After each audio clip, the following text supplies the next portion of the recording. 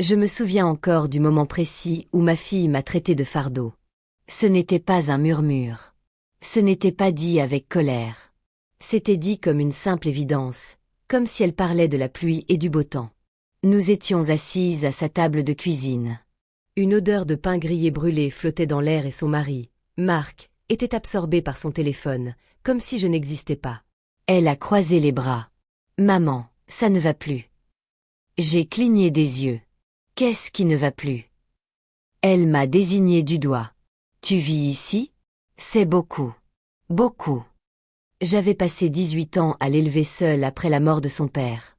J'avais enchaîné les doubles journées au restaurant. J'avais même vendu mon alliance pour payer l'électricité un hiver.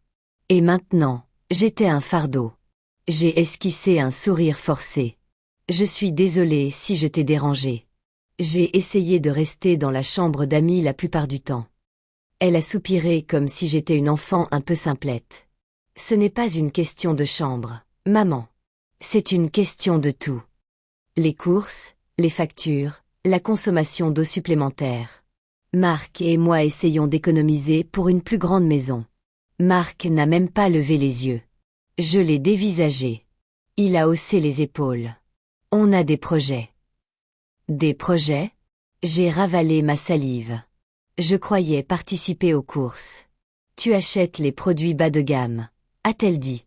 On mange bio maintenant. Ces mots m'ont blessé plus qu'ils n'auraient dû, car ils n'avaient rien à voir avec les courses. Ils parlaient de statut social, de la façon dont elle s'était extirpée de la vie que je lui avais offerte. Et maintenant, elle avait honte de cette ascension sociale. J'ai hoché la tête lentement. Je vois. Elle s'est penchée en avant. Il y a une résidence pour retraités près de Pine Ridge. Ce n'est pas cher. On pourrait vous aider à faire une demande. J'ai senti une angoisse monter. Vous voulez dire une maison de retraite ?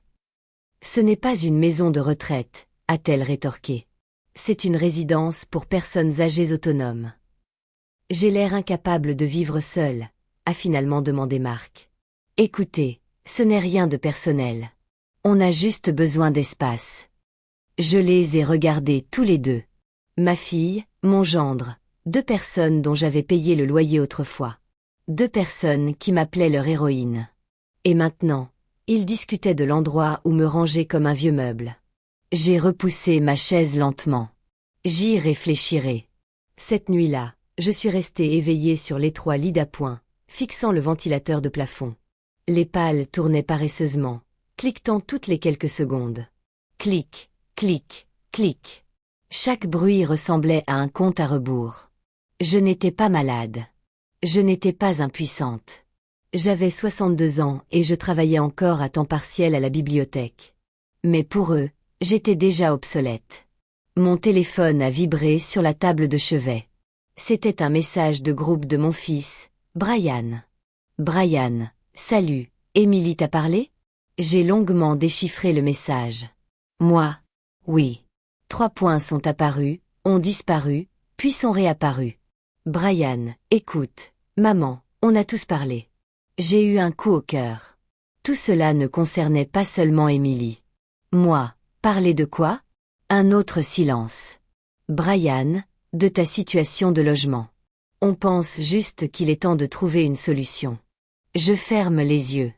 Depuis quand on ne se voit plus que toi ? Moi, je ne demande rien. Brian, tu ne demandes rien. Mais c'est quand même compliqué. Compliqué. J'ai tapé une réponse. Je l'ai effacée. J'ai retapé. Moi. Ne t'inquiète pas. Je m'en occupe. Il n'a pas répondu. Le lendemain matin, Émilie m'a tendu une brochure avec mon café. Des couleurs vives, des couples souriants aux cheveux blonds, main dans la main. Résidence pour personnes âgées autonomes Sunset Pinet. J'ai fixé la couverture. Ça a l'air bien, a-t-elle dit. Tu veux vraiment que je parte à ce point ? Elle a hésité, puis a prononcé les mots qui ont tout changé. Maman, on ne peut pas construire notre avenir si on est coincé à s'occuper de toi. Coincé. Ce mot s'est logé dans ma poitrine comme une écharde. J'ai hoché la tête une fois. Compris. À la fin de la semaine, j'étais partie. Ils ne m'ont pas mise à la porte directement. Ils m'ont juste fait comprendre qu'il n'y avait plus de place pour moi. Alors, j'ai fait mes valises, pris mon album photo et la vieille théière que ma mère m'avait léguée. Émilie m'a serré dans ses bras à la porte. Une étreinte rapide et maladroite, comme si nous étions collègues à une fête de départ à la retraite. « Appelle-moi quand tu seras installé », a-t-elle dit. J'ai hoché la tête. Marc n'est même pas venu ouvrir. J'ai fini par louer un minuscule studio au-dessus d'une laverie automatique. Les murs étaient fins. La moquette sentait légèrement la javel et les vieilles chaussettes, mais c'était chez moi. Le premier soir, j'ai préparé des nouilles instantanées et je me suis assise par terre, faute de table. De la vapeur s'échappait du bol. Mes mains tremblaient légèrement. J'ai repensé à tous les dîners que j'avais cuisinés pour mes enfants, les soirées spaghettis, les gâteaux d'anniversaire, les dindes de Thanksgiving qui m'avaient pris 10 heures et coûté la moitié de mon salaire. Et maintenant, je mangeais des nouilles seule dans un studio. J'aurais dû être en colère, mais j'étais surtout épuisée. 2 semaines plus tard, Brian est venu me rendre visite. Il est resté planté là, mal à l'aise, sur le seuil, à observer l'espace exigu. C'est peu, dit-il. C'est suffisant. Il se frotta la nuque. Émilie dit que tu n'as pas encore rempli les formulaires, pourquoi? La maison de retraite. Je le fixais. Tu as fait tout ce chemin pour parler de ça. Il soupira. Maman, on s'inquiète pour toi. Non, dis-je doucement. Vous vous inquiétez pour vous. Il fronça les sourcils. Ce n'est pas juste, n'est-ce pas? Un silence pesant s'installa. Finalement, il dit, tu n'as pas beaucoup d'économie, n'est-ce pas? La question me frappa comme une gifle. Je m'en suis sortie, mais pas assez pour la maison de retraite. Voilà, le vrai problème. L'argent. Je croisai les bras. Pourquoi est-ce important pour toi? Il hésita, puis dit, parce que s'il arrive quelque chose, ce sera à nous. À nous. Toujours à nous, jamais à toi. Je pris une lente inspiration. Ne t'inquiète pas. Je ne serai pas ta responsabilité. Un mois passa. Je m'installai dans une routine. Garde à la bibliothèque, dîner au micro-ondes, promenade du soir dans le quartier. Ce n'était pas glamour, mais c'était paisible. Pas de jugement, pas de chuchotement à huis clos. Puis, un après-midi, j'ai reçu un appel d'un numéro inconnu. Bonjour, Madame Carter. Oui, ici Monsieur Donnelly du cabinet Donnelly et Pierce. Je souhaiterais vous parler de la succession de votre défunt mari. Mon cœur s'est emballé. Mon mari est décédé il y a 19 ans. Oui, madame. C'est exact. Nous avons récemment découvert des informations qui nécessitent votre présence à notre cabinet. Je me suis assise lentement au bord de mon lit. De quel genre d'informations s'agit-il? Je préférerais en discuter de vive voix. 3 jours plus tard, j'étais assise dans un bureau aux boiseries cirées, en face d'un homme en costume gris. Il a fait glisser un dossier sur le bureau. Votre mari possédait une participation minoritaire dans une entreprise de logistique avant son décès. J'ai froncé les sourcils. Il travaillait dans un entrepôt. Oui, mais apparemment, il avait investi très tôt dans l'entreprise. Mon pouls s'est accéléré. Qu'est-il devenu? Monsieur Donnelly a ajusté ses lunettes. Il a considérablement augmenté. De combien parle-t-on? Il s'éclaircit la gorge. Madame Carter, au dernier trimestre, la valeur de cette participation s'élevait à un peu plus de 8 millions de dollars. Le temps s'est arrêté. Je me suis agrippée aux accoudoirs de ma chaise. 8 millions? Il hocha la tête. Et compte tenu de la structure des actions, la propriété vous a été intégralement transférée. Ma bouche s'est asséchée. Toutes ces années, toutes ces nuits à compter chaque centime, et voilà ce qui m'attendait. Les premiers à qui je l'ai dit, ce furent mes enfants. C'était une erreur. Nous nous sommes retrouvés chez Émilie.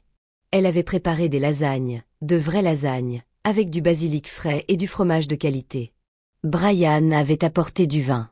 Ils étaient assis en face de moi, les yeux brillants. Alors, dit Émilie avec un sourire trop large, qu'allez-vous en faire? Je pris une gorgée d'eau. Je n'ai pas encore décidé. Brian se pencha en avant. Eh bien, vous ne pouvez pas gérer une telle somme toute seule. Émilie acquiesça rapidement. Exactement. Vous aurez besoin d'aide, de conseils. Marc prit enfin la parole. Je connais un expert financier, très compétent. Il gère d'importants portefeuilles. Je les ai regardés tous les trois. Ces mêmes personnes qui m'avaient traité de fardeau. Et maintenant, soudain, j'étais une opportunité. Je vais bien, ai-je dit calmement. Émilie a ri. Oh, maman, voyons. Tu ne peux pas vivre dans ce minuscule appartement avec 8 millions de dollars. Pourquoi pas? Parce que c'est embarrassant, a-t-elle lâché. Le mot planait dans l'air. Le voilà encore. Embarrassant. J'ai posé mon verre. Alors, c'est une question de réputation. Non, a-t-elle répondu rapidement. C'est une question de famille. Nous devrions tous en profiter. Brian a acquiescé. Oui, c'est la moindre des choses. La moindre des choses. Je les ai dévisagées. Intéressant, ai-je murmuré. Parce que quand j'avais besoin d'un endroit où loger, la notion d'équité ne semblait pas avoir d'importance. Ils se sont tus. Puis la voix d'Émilie s'est durcie. C'était différent. Comment? Tu nous vidais de nos ressources. Je me suis adossée à ma chaise et maintenant, je l'ai remplie. Personne n'a répondu. La semaine suivante, ils ont commencé à m'envoyer des liens. Grande maison, appartement de luxe, projet d'investissement. Brian m'a même envoyé un texto. On devrait consulter un avocat et partager les choses correctement. Comme si j'étais déjà morte. Puis, un soir, j'ai reçu un autre appel de Monsieur Donnelly. Madame Carter, il y a un point supplémentaire concernant le testament de votre mari. Je pensais que tout m'était légué. C'était le cas, mais il y a une clause supplémentaire. Une clause qui s'active dans certaines circonstances. J'ai eu un mauvais pressentiment. Quelles circonstances? Il a marqué une pause. Cette clause concerne vos enfants et la façon dont ils vous traitent. Mes doigts se sont crispés sur le téléphone. Que voulez-vous dire? Il serait préférable que nous en discutions en personne, en présence de vos enfants. 2 jours plus tard, nous étions tous assis dans son bureau. Émilie semblait excitée. Brian paraissait nerveux. Marc, lui, semblait impatient. Monsieur Donnelly a ouvert le dossier. Votre mari a inclus une fiducie conditionnelle. Elle était destinée à vos enfants, mais seulement si certaines conditions étaient remplies. Émilie s'est redressée sur sa chaise. Quelles conditions? Il m'a regardé, puis les a regardées. Des conditions concernant la façon dont ils prendront soin de leur mère durant ces dernières années. Un silence pesant s'est installé dans la pièce. Brian déglutit. Que se passe-t-il si nous ne remplissons pas ces conditions? Monsieur Donnelly ajusta ses lunettes. Dans ce cas, l'intégralité du fonds sera réaffectée selon le bon vouloir de Madame Carter. Émilie pâlit. Quel est le montant du fonds? Monsieur Donnelly referma lentement le dossier. Environ 12 millions de dollars. Un silence pesant s'installa. Émilie porta instinctivement la main à sa poitrine. 12 millions. Je regardais mes enfants. Je les regardais vraiment. Leurs yeux écarquillés, leurs expressions calculatrices. Et pour la première fois depuis des années, je ressentis autre chose que de la douleur. Je me sentis forte. Monsieur Donnelly se tourna vers moi. Madame Carter, la décision finale vous appartient. Souhaitez-vous que je lise la clause à voix haute? Je pris une profonde inspiration. Mes enfants me fixèrent, attendant, et je dis très calmement, « Oui, lisez-la. » Monsieur Donnelly rouvrit le dossier. Le papier à l'intérieur semblait vieux, légèrement jauni sur les bords. « Votre mari a écrit ceci personnellement, » dit-il. « C'est de sa propre main. » Ce qui fut officialisé plus tard par un document légal. Mes mains restaient immobiles sur mes genoux. Émilie et Brian se penchèrent en avant simultanément. Monsieur Donnelly commença à lire. Si mes enfants, à un moment ou un autre de la vie de leur mère, l'abandonnent, la maltraitent ou la considèrent comme un fardeau plutôt que comme la femme qui leur a tout donné, alors le patrimoine familial sera entièrement placé sous le contrôle de ma femme. Silence. Seul le léger bourdonnement du climatiseur se faisait entendre. Il poursuivit. Dans ce cas, ma femme décidera qui mérite l'héritage familial et qui ne le mérite pas. Émilie resta bouche bée. Brian déglutit difficilement. Mark se remua sur sa chaise. C'est vague, dit-il. Qu'est-ce qui est considéré comme de la maltraitance? Monsieur Donnelly referma le dossier. Cette décision est légalement attribuée à Madame Carter. Tous les regards se tournèrent vers moi. La voix d'Émilie était douce, presque enfantine. Maman, on ne t'a pas maltraité. Je haussai un sourcil. Non, dit Brian en se penchant en avant. On essayait juste de t'aider. On pensait que la maison de retraite serait mieux. Mieux pour qui? Ai-je demandé. Aucun des deux n'a répondu. Nous avons quitté le bureau ensemble. Le ciel était gris, lourd de pluie. Personne n'a parlé jusqu'à ce que nous arrivions au parking. Puis Émilie m'a attrapé par le bras. Maman, attends. Sa voix était différente maintenant, plus douce, plus tendre, la même voix qu'elle utilisait enfant quand elle voulait un nouveau jouet. Tu sais qu'on t'aime, a-t-elle dit. J'ai baissé les yeux sur sa main posée sur mon bras. Vraiment? Bien sûr que oui, a-t-elle répondu rapidement. Toute cette histoire de retraite. C'était juste du stress. Le travail de Mark, les factures, tout. Mark a hoché la tête. Oui, on ne voulait pas dire ça comme ça. J'ai lentement retiré mon bras. Mais tu l'as dit, ai-je répondu. Personne n'a contesté. Ce soir-là, mon téléphone n'arrêtait pas de vibrer. D'abord Émilie, puis Brian, puis les deux. SMS, appels, messages vocaux. Émilie, il faut qu'on parle. Brian, on dîne demain? Émilie, j'ai trouvé un magnifique appartement près de chez nous. Brian, on pourrait tous se rapprocher. Plus près. J'ai failli en rire. Le lendemain soir, ils ont insisté pour m'emmener dîner. Nous nous sommes retrouvés dans un restaurant italien chic du centre-ville, le genre avec des nappes blanches et une douce musique de violon en fond sonore. Émilie portait une robe neuve. Brian avait une chemise impeccable. On aurait dit 2 personnes auditionnant pour une publicité sur les familles parfaites. Le serveur a apporté du pain frais et de l'huile d'olive. Émilie a poussé le panier vers moi. Mange, maman. Tu as toujours adoré cet endroit. J'ai fixé le pain. La dernière fois que j'y avais mangé, c'était il y a 10 ans, pour le dîner de remise de diplôme d'Émilie. J'avais payé avec ma carte de crédit, et j'avais mis 6 mois à rembourser. J'ai pris un morceau de pain. Alors, dit Brian avec précaution, as-tu réfléchi à ce que tu vas faire de la fiducie? Je mâchai lentement. Oui. Les yeux d'Émilie s'illuminèrent. Vraiment. Oui. Elle se pencha en avant. Eh bien. Je posai le pain. J'ai décidé de faire quelques changements. Quel genre de changement? Demanda Mark.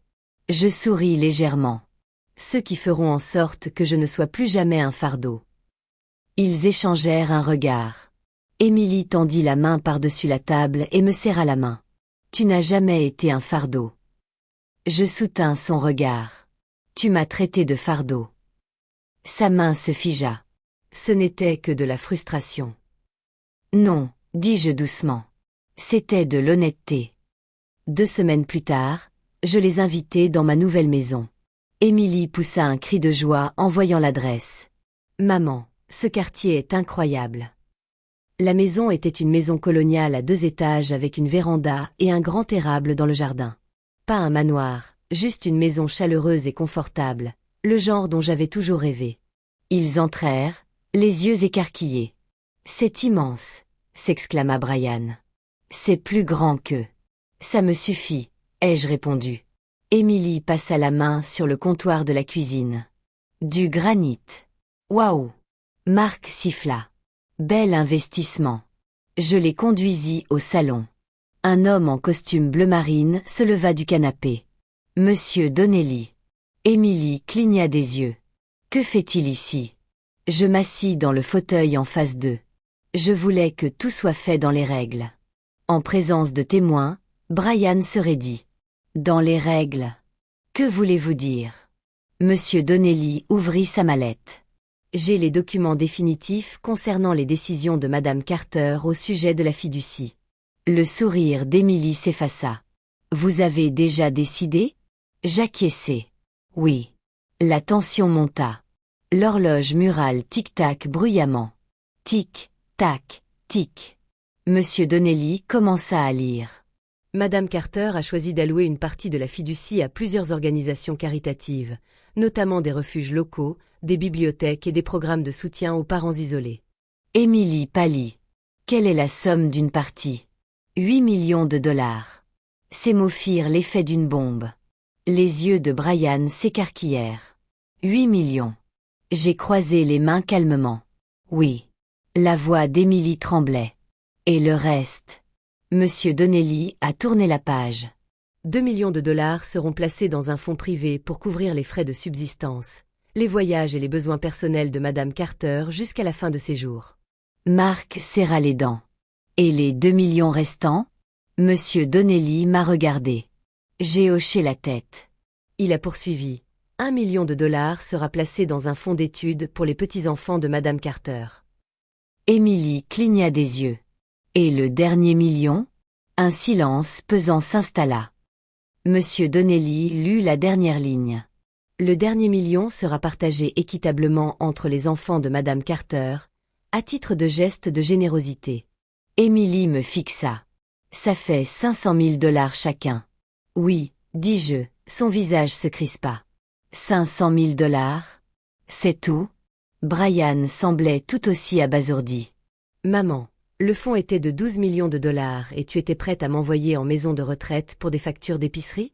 Ai-je répondu calmement. Silence. Épais, lourd, inconfortable. La voix d'Émilie s'éleva. Ce n'est pas juste. Je me penchai légèrement en avant. Juste.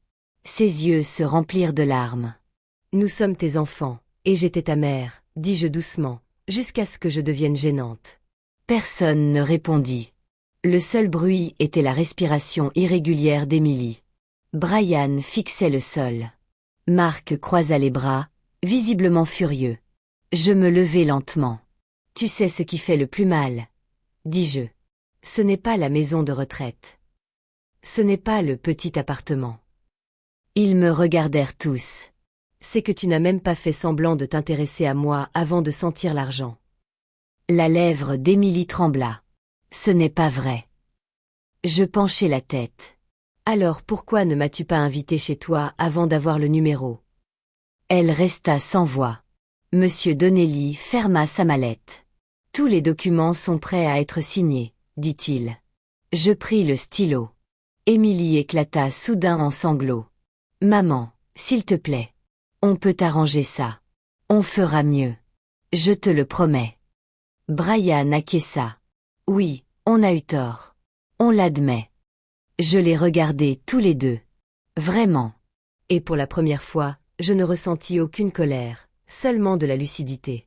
J'espère que vous ferez mieux, dis-je. Mais pas pour l'argent, parce que c'est la bonne chose à faire. Je signai les papiers. 3 mois plus tard, j'étais assise sur ma nouvelle véranda avec une tasse de thé. Les feuilles d'érable bruissaient doucement dans la brise. Le chien de mes voisins aboyait au loin, paisiblement, tranquillement. Le mien. Émilie et Brian appelaient encore parfois, moins souvent, moins chaleureusement, mais les conversations étaient plus respectueuses, plus mesurées, et cela me suffisait car je n'attendais plus leur approbation. J'avais ma maison, ma liberté et un avenir qui m'appartenaient. Ils pensaient que j'avais tout perdu. Ils pensaient que j'étais une vieille femme sans ressources. Mais je n'avais pas perdu la tête. Loin de là. Je ne faisais que commencer.